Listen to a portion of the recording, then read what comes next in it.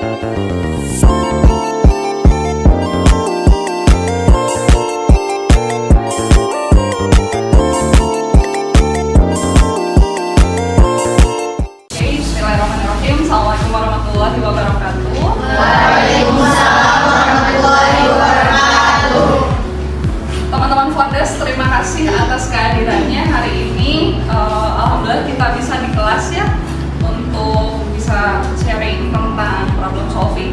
Yang mana kalau problem solving ini teman-teman juga mungkin banyak temukan di kelas ya. Di kelas saya ngajar studi kelayakan bisnis juga ada aspek-aspek yang di sana butuh sekali problem solving. Apa sih problem tuh? Apa sih semua? Masalah tuh gimana? Silakan. Boleh berdiri, kenalin namanya dan kasih tahu perspektifnya. Untuk saya kalau menurut saya yang disebut masalah itu ketika dasain tidak sesuai dengan dasar. Ketika Dasain tidak sesuai dengan dasar atau kenyataan yang terjadi itu tidak sesuai dengan paper yang ada. Terus tapi kalau melihat dari sisi lain mungkin masalah juga bisa disebutkan sebagai hal-hal yang di luar dari harapan, yang terjadi di luar harapan. Mungkin itu dari. Oke, terima kasih. Boleh tepuk tangan buat From Blind Spots to Bright Solution. Dari titik yang kita nggak tahu itu apa menuju area yang lebih terangkat, namanya solusi. Nah, saya punya simulasi game. Silakan teman-teman semua berdiri. Ada sekitar mungkin 5-10 menit. Silakan teman-teman berdiri.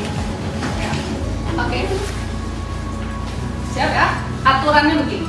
Saya akan lemparkan masalah ke orang yang pertama saya tunjuk, diteruskan ke orang sebelahnya dengan solusi dan masalah lain sampai berakhir.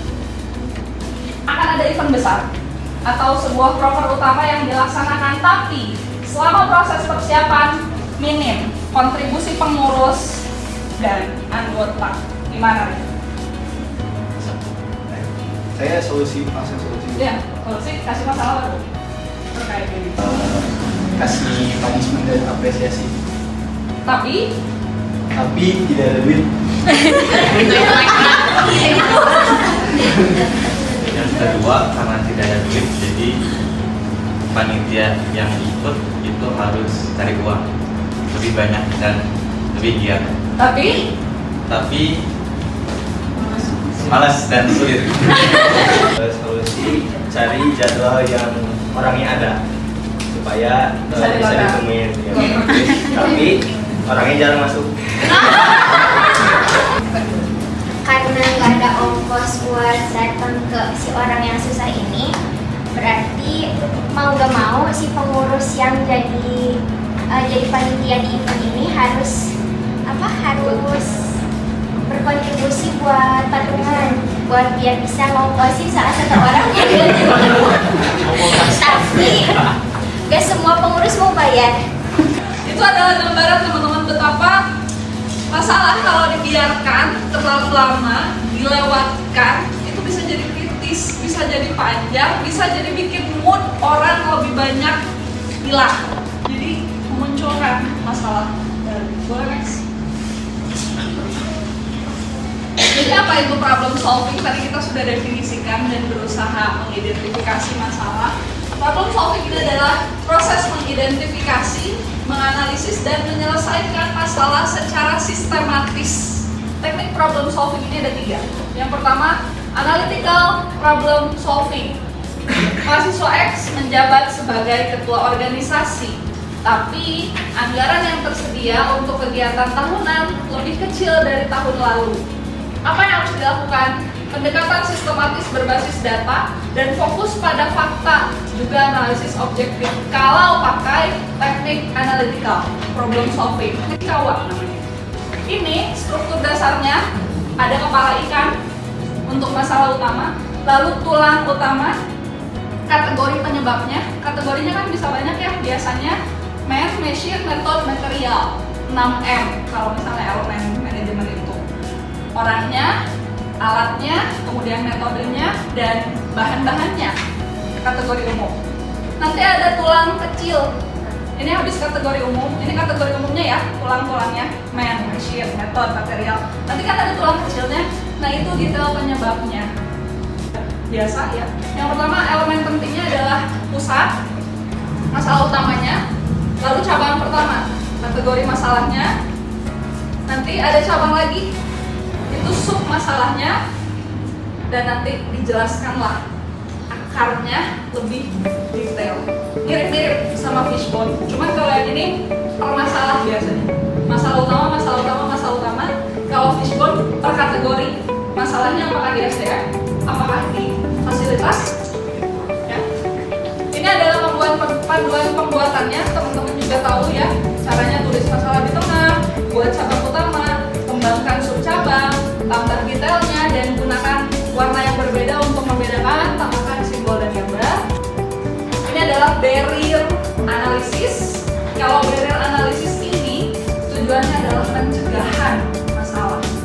Berikutnya ada change analysis.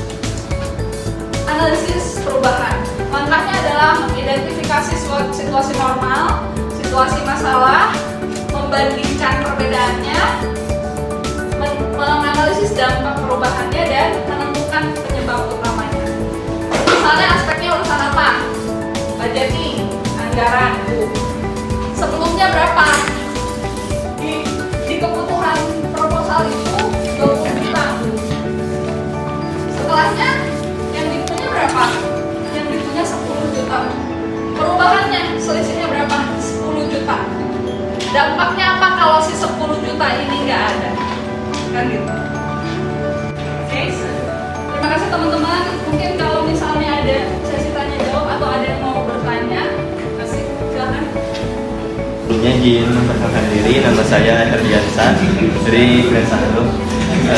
Izin bertanya Bu ya, mungkin tadi sudah dipaparkan tentang problem solving, tapi mungkin yang ingin saya tanyakan adalah menurut Ibu ini, ada gak sih Bu kayak masalah yang dia tuh gak ada solusinya gitu? Dia tuh udah mentok, mungkin solusinya itu dengan cara yang menghindari masalah itu gitu, bukan cara bukan diselesaikan gitu si masalah itu. Menurut Ibu ada gitu pengalaman gitu? Terima kasih. Menurut Ibu ada nggak yang permasalahan yang itu nggak bisa diselesaikan gitu ya, yang nggak ada solusinya? Jawabannya mungkin 2.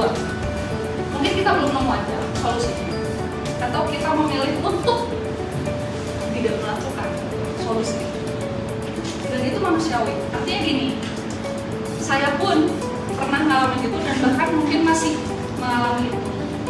Yang membuat kita cenderung menghindar. Kamu hitung, kalau kamu menghindar dan itu lebih baik untuk kemaslahatan diri kamu sendiri dan umat, hindari. Karena ada hal-hal yang sifatnya dipaksakan, walaupun itu solusi, khawatir malah menimbulkan masalah yang mungkin lebih besar. Jadi memang jadinya mengulur waktu. Ada nggak tapi berarti yang nggak bisa diselesaikan? Kayaknya karena ada namanya teori problem solving dengan segenap teknik dan metode juga opsinya, harusnya sih nggak ada.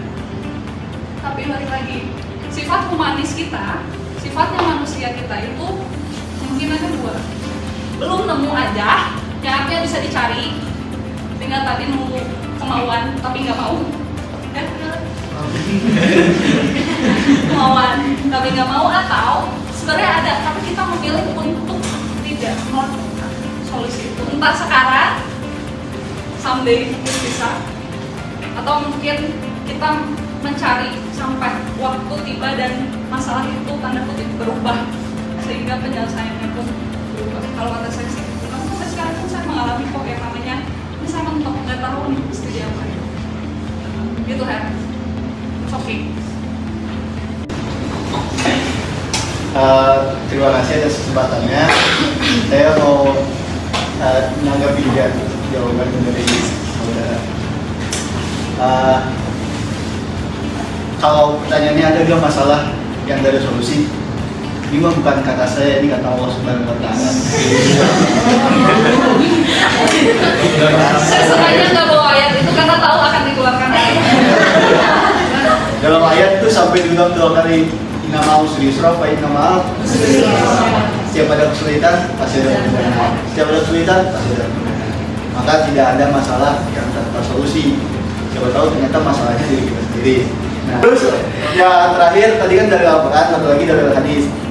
Nah, di hadis ini disebutkan Allah bersama prasangka hambanya. Jadi kalau kita prasangkanya baik, maka insya Allah hasilnya juga baik. Jadi sumber solusi dan sumber masalah sebenarnya diri kita sendiri. Sekian, sampai jumpa.